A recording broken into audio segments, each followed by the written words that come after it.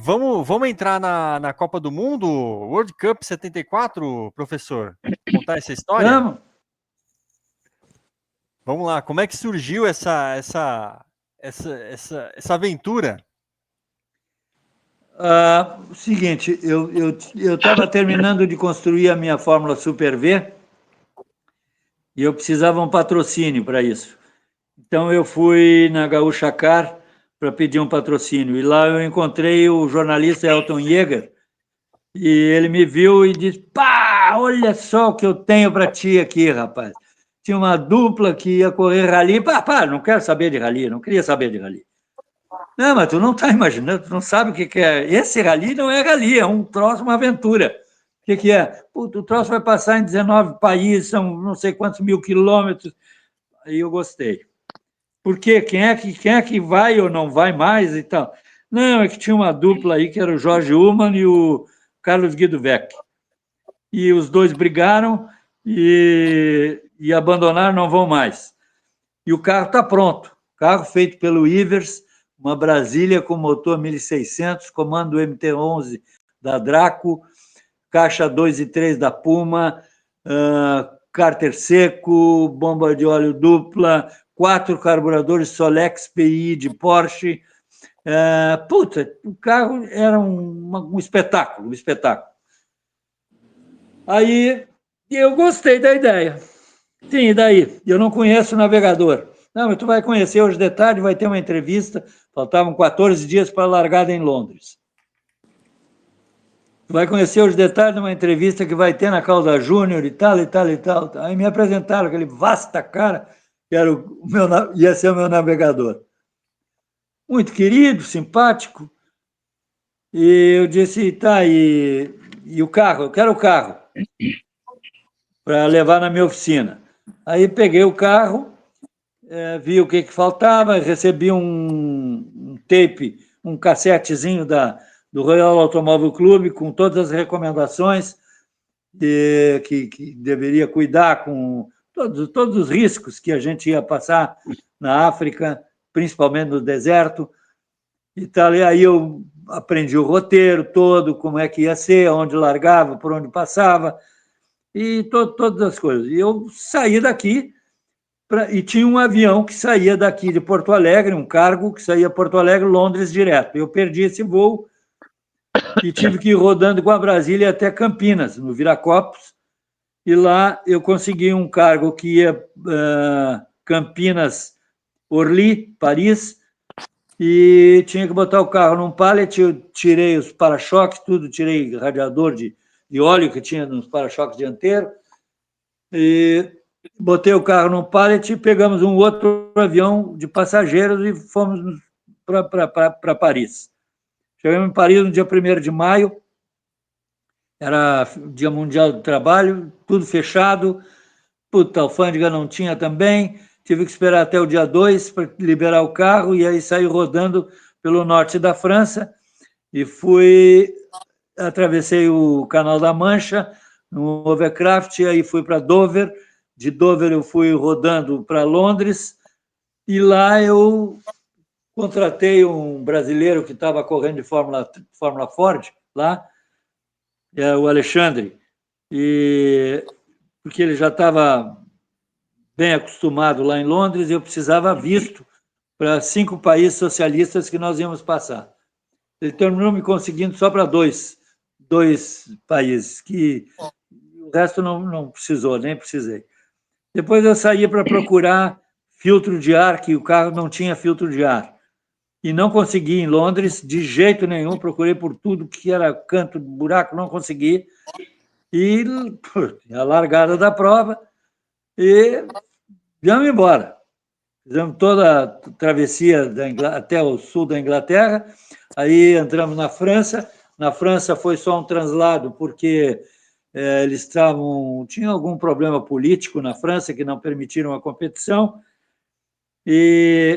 E aí entramos na Espanha, atravessamos Pirineus e fui até Algeciras, lá embaixo no Estreito de Gibraltar. Aí eu já comecei a sentir o pepino que vinha pela frente, porque os carros eram 75 carros, alguns carros já tinham se acidentado nos primes, nas travessias que a gente fez,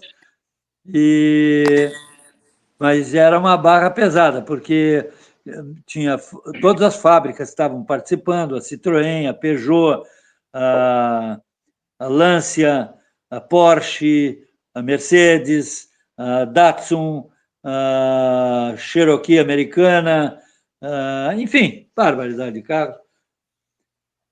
E a Fiat Murati, onde eu fiz um grande amigo, que era o Alice Pai, já faleceu, inclusive. Ficou muito meu amigo esse cara, ele já tinha estado no Brasil e tinha corrido a primeira prova, que foi a Londres, México.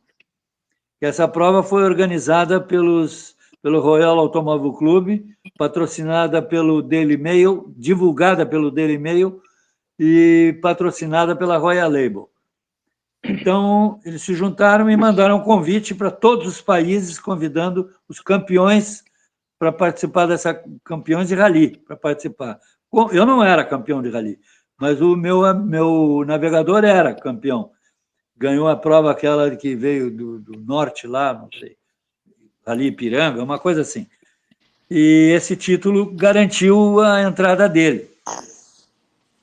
Bom, na largada, era no Estádio Internacional de... antes da largada, o Automóvel Clube Londrino, o Royal Automóvel Clube, que fica no 11º andar, na frente do Palácio de Buckingham, tem uma praça embaixo e todos os carros foram para a exposição ali. E eu fui confirmar a minha inscrição lá em cima, e fiquei na janela olhando os carros lá, e estava bem embaixo, a minha Brasília, bem embaixo lá. E todos aqueles carros maravilhosos lá, putz, uma coisa mais linda do que a outra. Aí chega um cara, um baixinho, chega do meu lado e pergunta para um que estava do lado dele assim: o que é aquela coisa amarela que tem ali embaixo? Era a minha Brasília. Ora, não faz desdém com uma coisinha dessas, tão bonitinha, né? Aí, tá tudo bem. Depois eu perguntei: quem é esse cara ali? Aquele é só o Stirling Moss, que é o piloto oficial da Mercedes. Tá. Tá bom.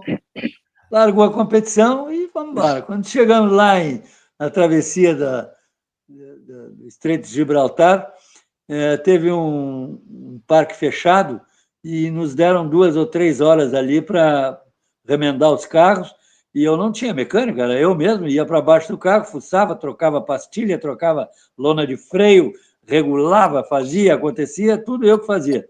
E o Vec foi dormir. Aí, à meia-noite, largava de novo. Eu acordei o Vec e disse: olha, vai largar, vamos embora. Mas chega um cara e diz assim: olha, eu não lhe aconselho, porque o que vem pela frente aí é boca brava.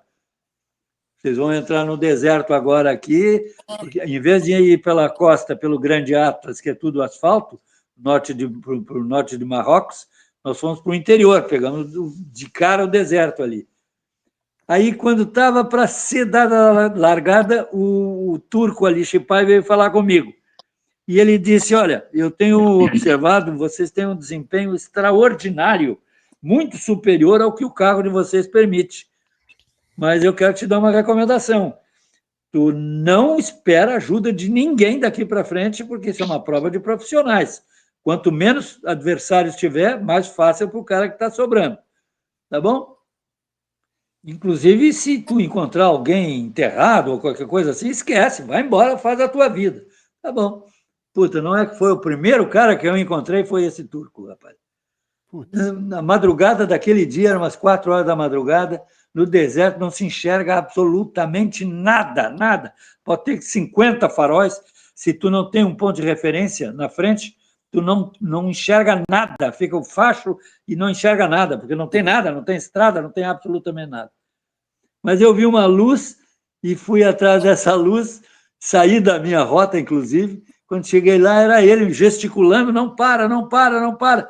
Ele tinha pego um colchão de areia fofa, que parece um talco aquilo, que é pela ação dos ventos predominantes ali, o Siroco e o Moon, são os 2 ventos predominantes, que eles movem uma duna com 3.000 toneladas de terra, e em questão de horas eles mudam de lugar a duna inteira, assim, por causa dos ventos. E aí ele me mandou ir embora, e eu dei 2, 3 voltas ao redor do carro dele e fui embora. quando estava amanhecendo o dia, eu senti. Aí passamos em Fez, Agadez, umas cidadezinhas que são. Tu jura que é uma cidade abandonada, porque só tem os muros, tudo, não tem telhado, não chove nunca lá. Então, fui passando por aqueles troços e quando chegou no outro dia, eram umas 9h30 da manhã, mais ou menos, 10 horas, um calor infernal, menino. Eu comecei a sentir que o carro começou a diminuir a velocidade, e eu não sabia se era em função do tipo de piso, de areia, o que era. A gente tinha que murchar os pneus para 12 libras, 13 libras, para esborrachar bem o pneu. Eu não tinha pneu especial para areia. E o carro foi, de repente parou, trancou tudo, trancou o motor, trancou tudo. E aí estava muito alta a temperatura, eu não conseguia ir para baixo do carro para ver o que tinha acontecido. Eu vi que era alguma coisa no câmbio. Aí esperei até chegar de tarde, dormi ali. Quando chegou de tarde, que começou a mudar a temperatura, eu consegui abrir um buraco embaixo na areia e eu vi que tinha uma fresta no câmbio, que caiu os prisioneiros que ligam as 3 partes da caixa de câmbio do Volkswagen, e caiu o óleo todo, encheu de areia, fundiu tudo, engripou o grupo, e os rolamentos fundiram e giravam na carcaça, e trancou tudo, trancou a prise, e o carro ficou parado em segunda marcha com o motor trancado. E não adiantava virar o arranque, porque não tinha como desengrenar ele, e não tinha mais embreagem, não tinha mais nada, e trancou. Puta, e eu desesperado, não sabia o que ia fazer. Comecei a fuçar nas minhas ferramentas e não é que eu descobri dentro da minha caixa de ferramenta, não sei por que eu levei esse troço, uma caixinha de bisulfeto de molibdênio. É um autolubrificante que tem o nome de Molykote. Era um produto alemão que eu usava muito para fazer quilômetro de arrancada, e aí tu pule o virabrequim com bisulfeto de molibdênio e tu não precisa usar óleo no cárter, mas só por questão de 400, 500 metros, depois derrete tudo. Mas para esses 400 metros, que é uma cancha reta, né? Tu pode fazer e o motor gira muito mais, muito mais. Muito bem. Aí eu peguei esse troço e tinha uma seringa, rapaz, dentro do meu troço que eu levei junto, que eu trouxe da fazenda ainda, uma seringa da injeção em boi.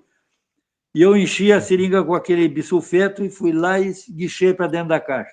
Se isso funcionou ou não, não sei te dizer. Tecnicamente, não sei te dizer. Mas, umas horas depois, o meu navegador disse, já tinha entrado em surto, já queria matar ele a pau, porque eu achei uma irresponsabilidade onde a gente tinha se metido, tal. Mas ele tinha uma cabeça maravilhosa, ele era muito mais psiquiatra do que médico de nenê. Mas, bárbaro, o cara é santa criatura. Aí ele me acalmou e tal, e ele disse, por que tu não experimenta de novo?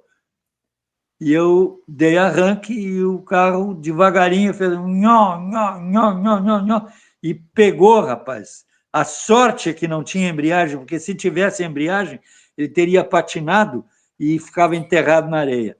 E com isso eu consegui andar 400 quilômetros sem uma gota de óleo no câmbio, em segunda marcha, com o câmbio aberto, caindo, dava para ver as engrenagens. Cantava, assobiava as engrenagens lá dentro sem óleo. Aí tive que. E aí com a trepidação, eu tinha um tanque de gasolina reserva soldado em cima do tanque original. E essa solda foi mal feita, e com a trepidação, vazava a gasolina do tanque superior. Aí, como eu ia ficar sem gasolina, e aí sim não tinha alternativa mais, eu invadi um local que se chama Bomb Zone, onde foi feito o teste da bomba atômica francesa, lá na Argélia, e é uma zona militarizada, totalmente fechada, com arame farpado. E eu entrei naquele troço, tinha os caras com os R-15 lá, e o cara, o beduíno veio falar comigo, e eu disse, momento, em francês, né? Eu preciso paz, e eu sou da paz, e eu preciso apenas essence, gasolina. E o cara me atendeu, rapaz. Puta, tem cada história maravilhosa nesse troço. Aí o cara me ajudou e como as mangueiras na época era tudo de borracha, quando o cara me deu uma gasolina de 140 octanas, uma gasolina vermelha, e eu botei a gasolina, quando eu botei, pegou a borracha do carburador e derreteu tudo. Nossa. E começou a vazar por tudo, a gasolina de 140 octanas, não sei como não incendiou tudo. Aí o cara veio, conseguiu uma mangueirinha com tela de aço por fora, todo o cara botou para mim lá, tal. E aí eu fui embora. E aí conseguimos chegar em Tamanrasset, que é um lugar onde foi encontrado o filho da Margaret Thatcher, quando ele se perdeu no Saara. Encontraram ele nesse lugar aí, é um vilarejo pequenininho, agora é uma metrópole lá. Mas, e era a época da guerra da Nigéria, e os nigerianos se refugiavam ali para fugir da guerra lá. E era um vilarejo pequenininho, tinha uma pensãozinha vagabunda, que barbaridade. A primeira coisa que eu fiz foi tirar o motor fora, tirei o câmbio e tirei as mangas de eixo, tudo. Deixei só a carcaça do câmbio, embrulhei num saco e eu botei com o meu navegador num teco-teco. Ele foi para 2.500 quilômetros de distância, em Argel, numa revenda Volkswagen. A gente tinha uma carta de crédito da Volkswagen que nos dava o direito de consertar o carro em qualquer lugar do mundo com aquela carta. Só que eles fizeram a reforma no câmbio e ele não pôde voltar por causa das tempestades de areia. O avião não podia chegar de volta. Então, eu fiquei lá escrevendo meu diário nesse bolicho, não tinha janela, eu estava na beira, aquilo que viria a ser assim, uma janela, eu estava sentado ali em cima com a luz da lua, escrevendo a minha agenda, e vem um beduíno do lado de fora e se oferece para me mostrar um lugar sagrado do deserto. Agora eu pergunto, por que um cara vem me procurar, eu, um ocidental, que ele nunca tinha visto na vida, eu nunca tinha visto esse cara, nunca vi os olhos desse cara, porque era só um risquinho assim, porque ele com aqueles mantos pretos, aquele troço, não dá para saber quem é que estava ali, se era um bicho ou se era uma pessoa. E o cara perguntou para mim se eu queria conhecer um lugar sagrado do deserto. E eu aceitei, sem nenhuma relutância, sem nada. E ele disse, então, às 7 horas da manhã eu estou aqui. Tá bom, daqui a pouco, então, tá bom. Larguei os troços, tá. 7 horas da manhã encosta um Land Rover lá na frente e o cara me leva para a montanha que se chama Montagne de Hogar, uma montanha sagrada que tem na Argélia. E nós, com o Jeep, conseguimos chegar até a metade, depois só a pé, um frio do cão lá em cima, e quando eu cheguei lá em cima, eu encontro 2 eremitas franceses que há 10 anos rezavam absolutamente isolados do mundo, sozinhos, rezando pelos povos perdidos do Saara. Eu pergunto, cara, o que eu estou fazendo aqui? Foi tão emocionante que eu não me contive. Muita coisa estava acontecendo. Meu pai tinha falecido um ano antes. Eu achei que era uma puta de uma irresponsabilidade o que eu tinha assumido. Eu tenho uma filha maravilhosa, especial, que é a coisa mais linda da minha vida. Tenho meus outros 3 filhos, puta, uns guris maravilhosos. A minha mulher, fantástica, querida, puta, se sujeitou a ficar no meu lugar, organizando a minha empresa aqui, para eu fazer uma aventura de idiota louca dessas aí. E não tinha entrado na minha cabeça isso. E eu me emocionei muito, chorei muito e fui me refugiar dentro de uma pequena capela que tinha ali, que eles mesmos tinham construído com pedras do lugar ali. E eu sentei, eu nunca tinha rezado, nunca tinha entrado numa igreja, nunca, nada, não sabia nada. Mas eu sentei ali, velho, e me passou aquela comoção toda, e eu levanto os olhos e vejo um enorme de um crucifixo na minha frente. E eu olhei para aquilo e fiquei pensando, putz, se tu é o que eu penso que tu é, me tira daqui, velho, e eu vou ser outro cara a partir desse momento. Se esse tipo de coisa teve alguma influência no meu comportamento de lá para cá, eu podia assinar embaixo que sim, porque eu sou outro cara, a partir daquele momento eu sou outro cara. Outro tipo de sentimento, outro tipo de respeito, enfim. E saí dali aliviado. Quando eu fui me abraçar num eremita daqueles para agradecer, ele não tinha falado picas, nada. Quando eu fui agradecer, ele me bateu no ombro e disse assim: eu estou acostumado com esse tipo de conversão. Muito obrigado. Puta, eu saí dali. Quando eu chego, imagina só, quando eu chego no vilarejo esse aí, vem a notícia de que o Teco-Teco tinha encontrado possibilidade de pouso e que meu câmbio tinha voltado. Eu fui lá, montei o câmbio todinho, lá soleto, velho. Montar um câmbio de Fusca numa Brasília, naquele calor, 40 e picos graus, botar o motor no lugar, regular os 4 carburadores Solex, PI de Porsche, sozinho naquele troço, com as ferramentas precárias que eu tinha levado. Ah, porra, não, só alguém muito superior para me ajudar a fazer um troço desse aí. Montei o troço, a gente estava completamente desclassificado da competição, não tinha mais chance nenhuma. Então, vamos embora, todo mundo já tinha ido embora, eu era o único ocidental ali, fui embora.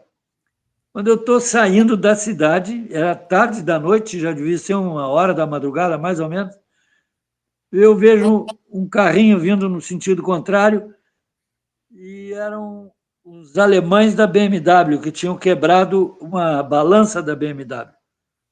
E os caras desesperados e não sabiam o que iam fazer. Ali, naquele local, não tinha como consertar.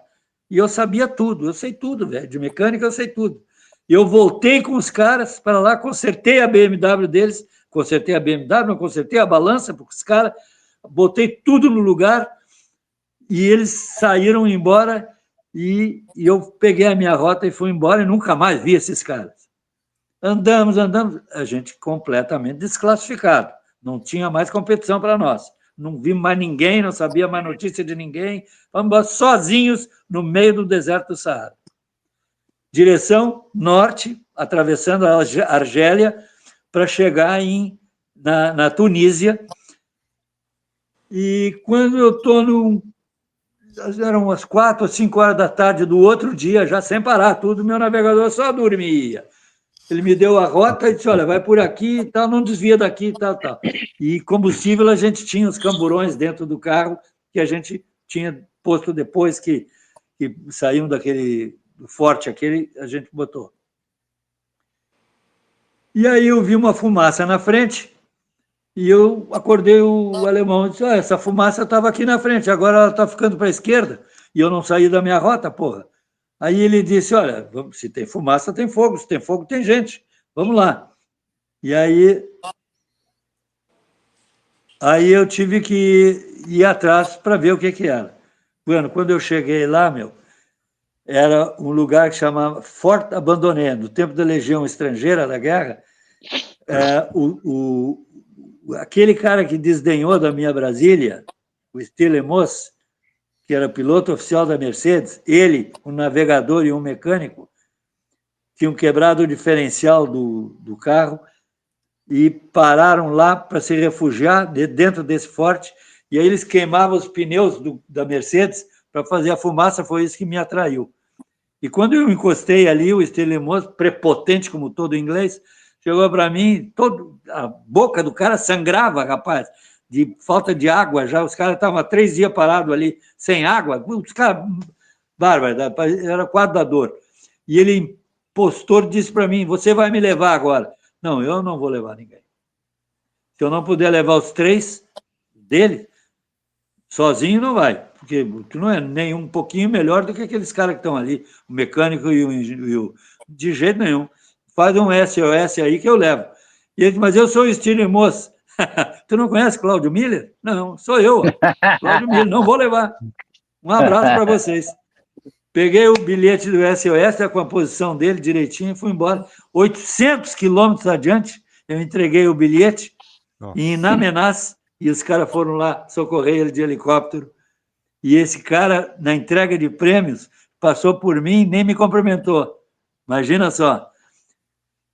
Ele não terminou a competição, porque o carro está lá, deve estar lá até hoje. Bom, aí quando chegamos em Tunis, capital da Tunísia, cheguei no hotel esse, e qual foi a minha surpresa? Eu encontro o resto dos participantes, só tinha 25 carros, dos 75 que largaram.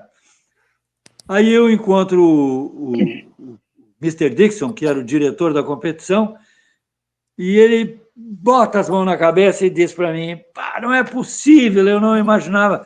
Eu pensei que vocês tivessem morrido, porque ninguém mais sabe notícia de vocês e tal, e tal, e tal. A competição acabou, não tem mais competição. Ninguém conseguiu cumprir o trecho da África e, com isso, cancelamos. Não tem mais competição. Eu estou tentando com o Royal Automobile Club, ele me dizendo, para ver se eu consigo reclassificá-los para fazer outra largada a partir daqui. Tá bom. E aí eu posso largar de novo? Pode largar de novo, sem problema nenhum. Aí ele me deu os pontos que eu tinha adquirido até então, ou perdido até então, até o tempo em que eu estava ativo na prova, e me deu 4 horas para eu ir numa revenda para eu consertar o meu carro. Estava em 3 cilindros só. Tinha engolido uma válvula por falta de filtro de ar. Aí fui numa revenda, os caras nunca tinham visto uma Brasília, porque é um carro genuinamente brasileiro. Enlouqueceram quando viram. 24 mecânicos trabalharam no meu carro, me deram ele novo em 4 horas. Novo, até com surdina. Bom, aí eu encontrei com o Mr. Dixon esse de novo, e o cara me disse: olha, agora nós vamos pegar um ferryboat aqui e vamos atravessar para a Ilha da Sicília, onde amanhã de madrugada vai ter o Prime de Targa Florio, aquela corrida tradicional de montanha que é na Targa Florio. E lá o Papi ganhou na categoria geral o Prime de Targa Florio, com a Brasília com surdina, velho. Bom, aí terminamos aquele troço todo e teve um deslocamento pelo sul da Bota e fomos até Brindisi, onde nós pegamos, então, aí foi só deslocamento, pegamos um outro ferry que atravessamos 3 dias e 2 noites as ilhas do sul da Grécia, aí entramos lá pelo canal de Corinto e chegamos em Izmir, na Turquia. Chegamos na Turquia, eu encontro de volta o meu amigo turco Ali Şipay, aí ia ter um Prime na Turquia, e nesse Prime, e a Brasília tinha um problema, que com areia ela gastava muito as lonas de freio traseira. E aí eu tinha que ir levantando o freio de mão, né, para trazer o pedal mais para cima. E aí tinha um Prime num reflorestamento, lindo era o troço, e até chegar nesse Prime, tinha já era de velocidade também, um deslocamento que houve nas montanhas, na beira do mar, mas peral, assim, de 1.000 metros de altitude, dava para ver os navios lá embaixo, pequenininho, assim. Puta vida, e não é que eu erro uma curva daquelas, rapaz, escapa a minha roda dianteira esquerda e fica rodando no ar, e eu olhei assim: alemão, nós vamos para a água, alemão. Sai por aqui, saímos por ali, os dois puxaram o carro, botamos na pista de novo e pau na canjica. Aí atravessamos o reflorestamento esse, e lá embaixo era uma estradinha assim com seixos brancos, e contra o pôr do sol, menino, puta, chegou uma curva de cotovelo, eu fui no freio, não tinha freio. Quando eu fui levantar o freio de mão, arrastou a roda traseira, o carro deu quase um cavalo de pau, escorregou e eu caí no penhasco. Aí no penhasco tinha uma árvore, e essa árvore escorou o meu carro para não ir para o chão, para ir lá para o peral lá embaixo. O bagageiro foi arrancado com 4 rodas, com pneu em cima, foi tudo para o ar, tudo está lá até hoje. E o meu navegador se esborrachou, cortou todo o ombro dele aqui contra o Santo Antônio e a lataria do carro. Mas eu vi que não ia perder o braço, não ia acontecer nada, puxei ele para fora e fizemos uma bimbarra. Eu corri lá para cima na pista para ver se conseguia um socorro. Todo mundo passou, ninguém parou, nada, nada, nada. E eu voltei lá para o carro e disse, olha, nós estamos sozinhos agora aqui para tirar esse carro aqui, vamos ver. Aí eu fiz que nem barco à vela, e ele era grandalhão, pesava acho que uns 100 quilos, eu botei ele esticado assim, peguei para-choque traseiro, para-choque dianteiro, e ele se puxou fazendo um contrapeso, e eu botei para frente, para trás, para frente, para trás, e consegui tirar o carro dali, quase que eu saio para o outro lado no barranco, mas consegui botar o carro na estrada. Dali nós chegamos então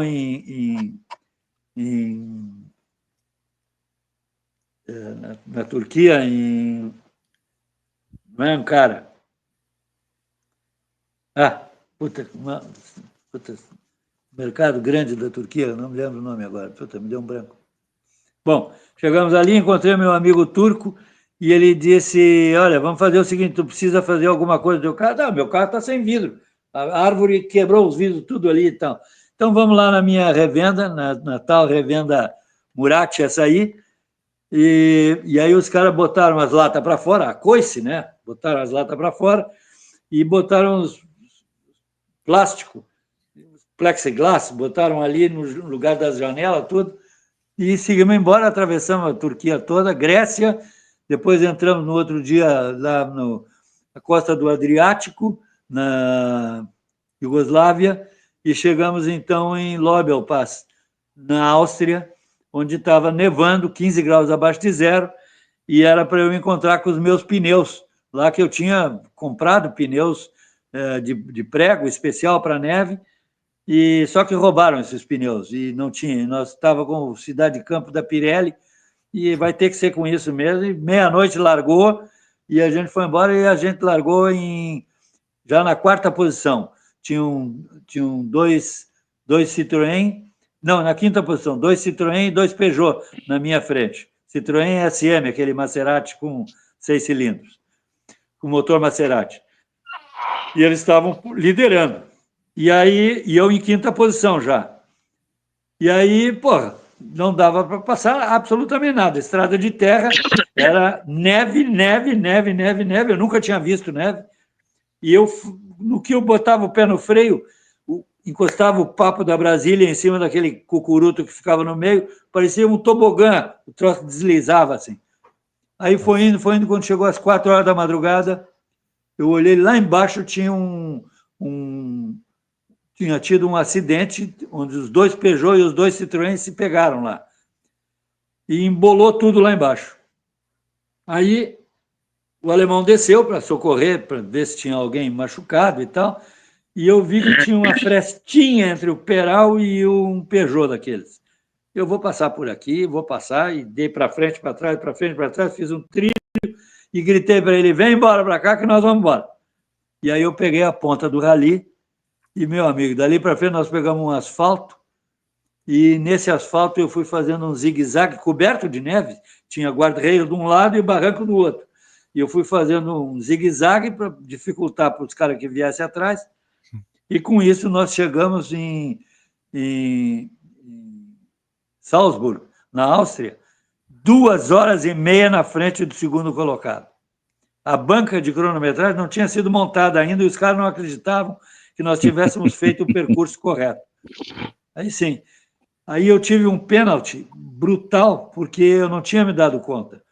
Na largada, os caras, no exame técnico dos carros, eles levantam o carro e vão lá e põem uma tinta na carcaça do motor e uma outra tinta na carcaça do câmbio, que não pode trocar.